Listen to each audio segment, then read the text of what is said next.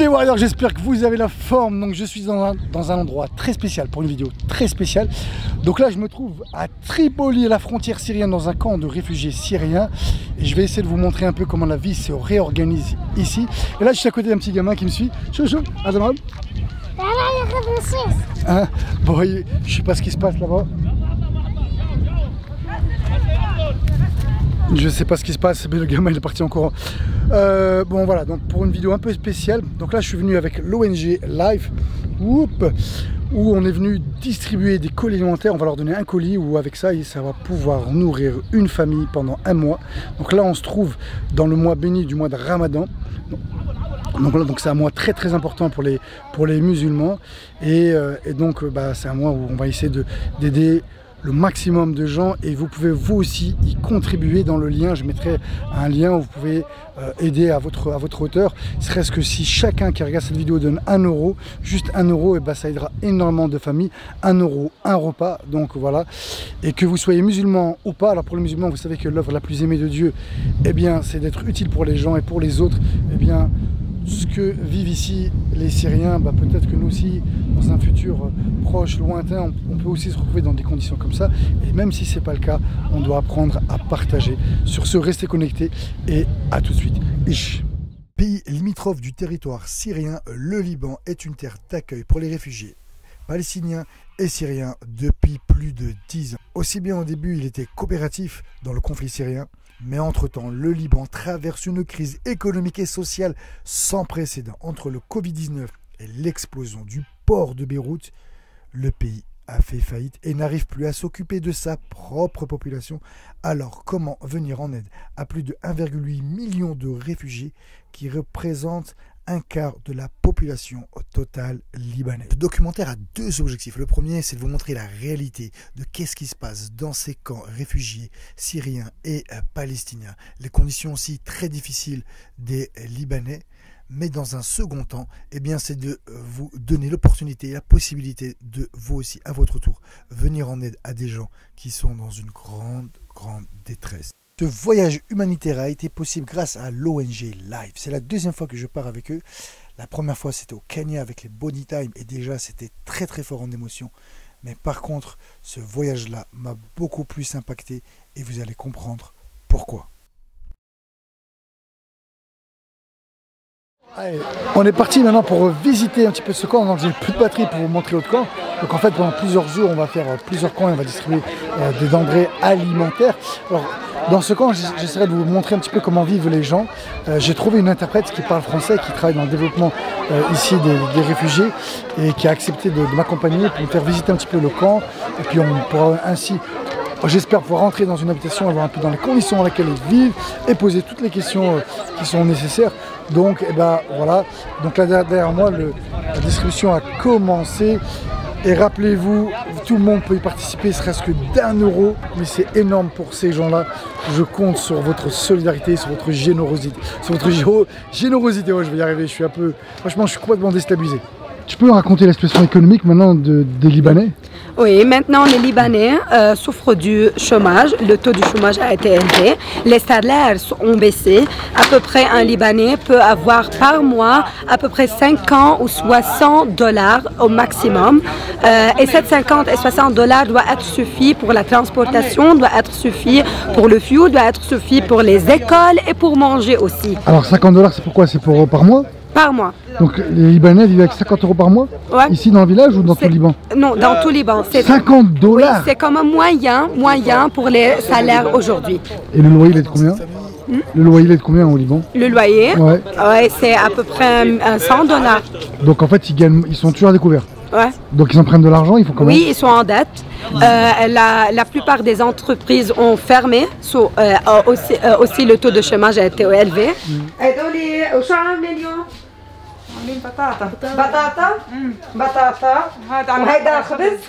Ok, c'est de la farine pour le pain et des pommes frites. D'accord. pour le futur. Et cuisine pour tout le village؟ لا لمين عم تعملوا هدول الأكلات؟ كم عائلة؟ 7 عيال؟ ايه سوا احنا هون. Pour 7 familles. Pour 7 familles. Cette famille qui cuisine dans cette cuisine, qui utilise cette cuisine et il prépare pour cette famille. D'accord. C'est une cuisine collective. Cuisine collective comme les toilettes et l'espace pour les utiliser. Donc voilà, vous venez de voir un petit peu une partie des conditions de comment ils cuisinent. Donc ils ont une cuisine commune où en général il y a à tour de rôle les familles qui viennent et qui cuisinent pour tout le camp. Et surtout ce qu'on peut remarquer, c'est qu'ils mangent du pain avec un peu de pommes frites et un peu d'épinards. Voilà le repas, un repas par jour, le repas aujourd'hui en tout cas sur lequel ils vont manger pour le ramadan.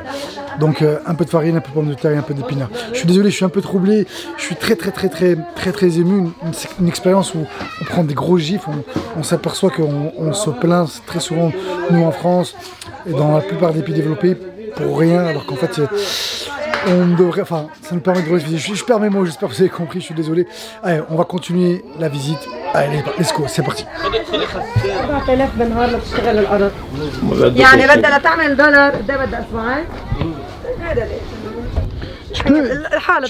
Tu peux nous expliquer c'est quoi ça?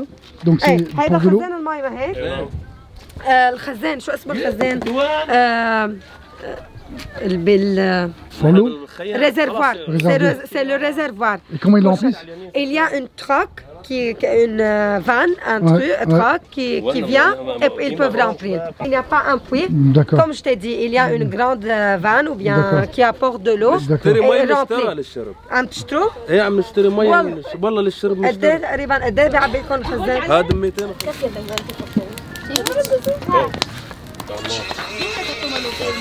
Alors voilà comment ils font tout à l'heure le pain très intéressant.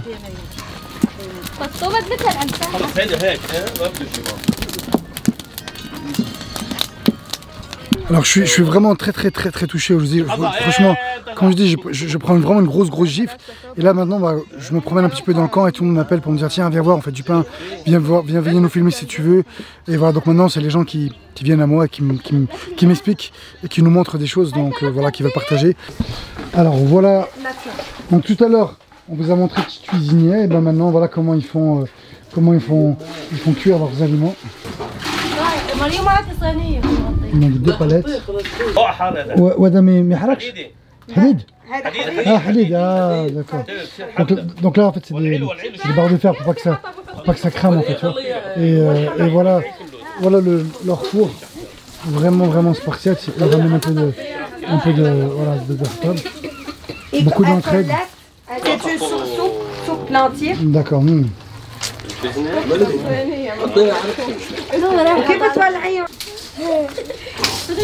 Je fais là.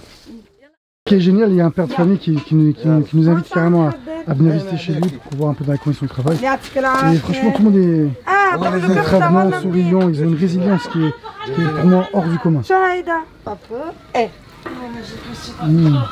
Donc là, donc là, ils cuisinent pour 12 familles, c'est ça? C'est pour 12 membres. 12 membres, ah ouais, 12 membres de la famille. Et ils en mangent combien chacun?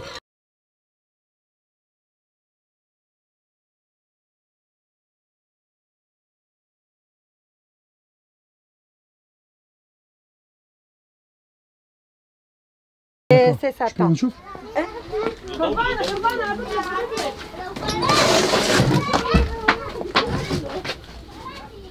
Voilà. Et là, tu peux m'en dire, il y a combien de personnes qui dorment? هاي ثلاثة. 3 personnes ici. Ok, c'est son fils, il est marié, son épouse, et ils ont un fils. D'accord. 3, ici 3. Et maintenant, je vous montre sa demeure au chef de la famille. Là, vous pouvez voir un poêle à bois pour se réchauffer avec un conduit. Voilà, avec des boîtes de conserve un peu.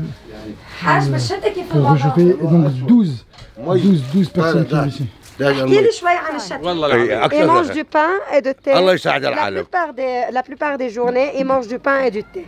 الله يسعد العالم. est en train de donner un témoignage. والله والسحور رغيف خبز وندور شوية خاطر. Oui, pour le suhour aussi, une seule rondelle de pain avec du yaourt.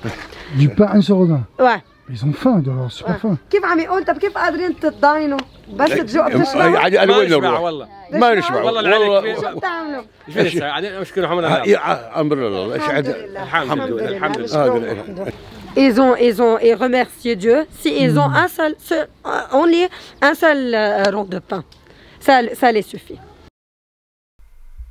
L'homme que vous voyez est venu à une autre rencontre et il voulait absolument nous montrer ce que lui et sa famille allaient manger pour le ftoul. Et ce qu'on peut s'apercevoir, c'est qu'ils n'ont vraiment très peu de nourriture, un petit peu de pommes de frites et avec une soupe. Et pourtant, ce qui est vraiment très troublant et choquant, c'est que ce monsieur ne se plaint pas, garde le sourire et garde un espoir en Dieu dans le fait qu'il va pouvoir retourner en Syrie un jour, lui et toute sa famille. Voilà, ils ont un très gros mindset.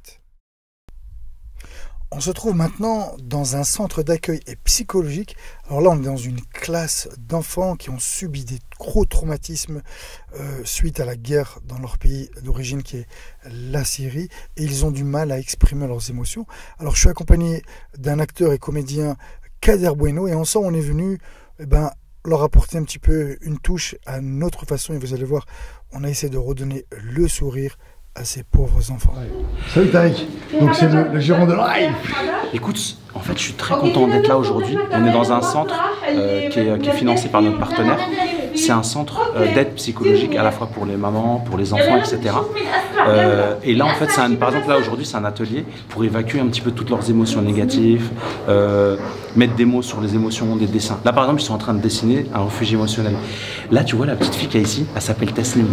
L'année dernière on a eu l'occasion de lui rendre visite dans un camp.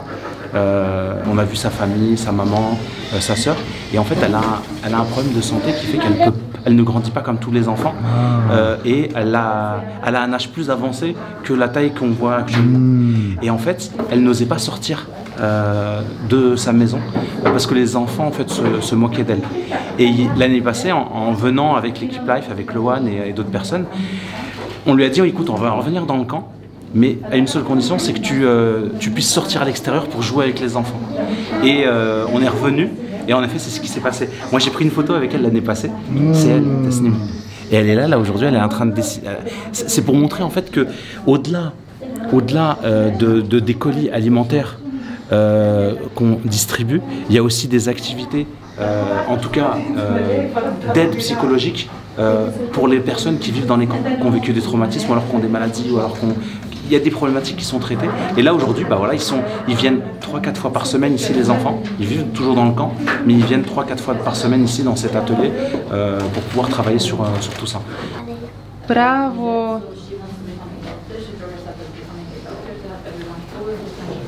Ok, donc là, ce que je fais, je vais intervenir et leur proposer un petit exercice aux enfants où le but du centre, c'est d'apprendre aux gamins à exprimer leurs émotions et en fait à se livrer. Donc là, on va faire un cercle, on va faire un concours de celui qui rigole le plus.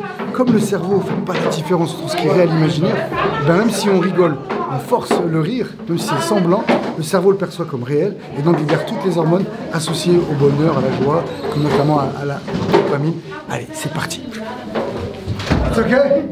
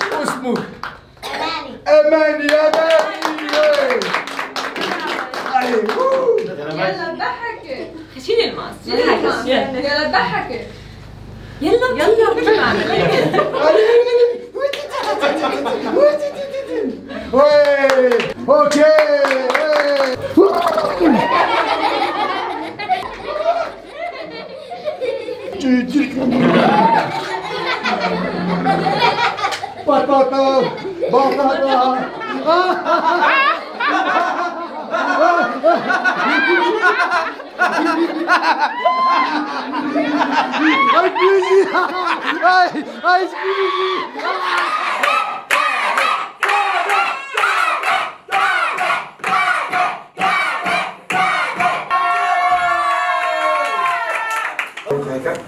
قطعها وهذا الورقة قطعها وهذا صغير كثير. شكرا شكرا. نعم لا شعرنا ممنوع هنا في المدرسة. خليكم قولوا سيم سلابين. سيم سلابين. سيم سلابين.